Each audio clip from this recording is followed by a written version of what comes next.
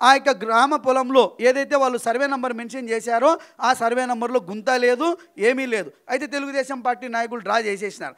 అయితే ఇటువంటివన్నీ కూడా ఎవరు ప్రశ్నించాలా? మనం ప్రశ్నించాల్సినటువంటి బాధ్యత మన మీద ఉంది.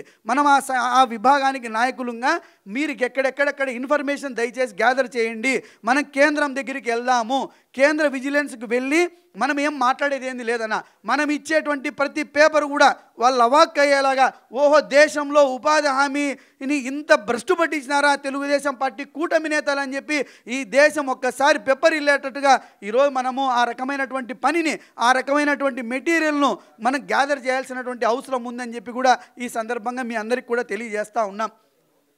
ఒక కుప్పం చక్రాయపేట మండలంలో మనం చూసినట్లయితే అన్న మస్టర్ నంబర్ 890 ఒకటే photo, 891 same photo, 894 same photo, ఒక్క ఫోటో పెట్టి 6 మస్టర్లలో అంటే 60 మంది ఒక్క పూటకి నేను అనేది 60 మంది ఇంటూ 6 మూల 18, ఒక్కొక్క మనిషికి 308 రూపాయలు.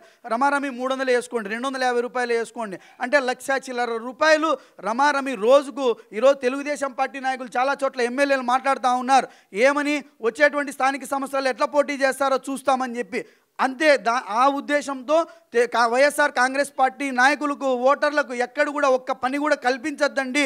మొత్తం తెలుగుదేశం పార్టీ నాయకుల పేర్ల మీద రాసుకోండి, డబ్బు డ్రా చేసుకోండి, మాకు అండగా నిలబడండి అని చెప్పి సిగ్గు లజ్జ అన్నీ వదిలిపెట్టి నిర్లజ్జగా మాట్లాడుతూ ఉన్నారు. వీళ్ళందరికీ కూడా మన తగిన గుణపాఠాన్ని ప్రజాస్వామ్యబద్ధంగా వాళ్ళకి చెప్పాల్సినటువంటి బాధ్యత మన భుజస్కంధాల మీద ఉందని చెప్పి కూడా ఈ సందర్భంగా మీ అందరికీ కూడా నేను తెలియపరుస్తాను. అదేవిధంగా చాలా చోట్ల ఈరోజు సర్పంచులకు పెద్ద ఎత్తున అగౌరవం ఈరోజు జరుగుతూ ఉంది. మొన్న మనం ఆదోళనలో చూసాం, పార్థసారథి ఎమ్మెల్యే. మనం ప్రజాస్వామ్యబద్ధంగా మన యొక్క మండలాల్లో, మన యొక్క నియోజకవర్గాల్లో అటువంటి సంఘటనలు జరిగినప్పుడు మనం ప్రెస్ మీట్లు పెట్టి మాట్లాడాల్సినటువంటి సందర్భం ఉంది. ఎందుకంటే ఒకరికి ఎక్కడైనా జరిగితే మనం అందరం కూడా కలిసికట్టుగా మాట్లాడడం ద్వారా తెలుగుదేశం పార్టీ కూటమి నేతలు ఒక అడుగు వెనక్కి వేయడానికి ఒక అవకాశం ఉంటుంది. ఆ రకమైనటువంటి ఫోర్సును రాష్ట్రంలో ఎక్కడ జరిగినా కూడా మనం అందరం కూడా అండగా నిలబడాల్సినటువంటి బాధ్యత మన మీద ఉందని చెప్పి కూడా ఈ సందర్భంగా నేను గుర్తు చేస్తూ ఉన్నా. ఇట్లా అనేక రకాలైనటువంటి ఇష్యూస్ మీద మనం ఎప్పుడు ఎక్కడికెక్కడక్కడ మాట్లాడాల్సినటువంటి అవసరం ఉందని చెప్పి కూడా ఈ సందర్భంగా మీకు తెలియజేస్తూ ఉన్నా.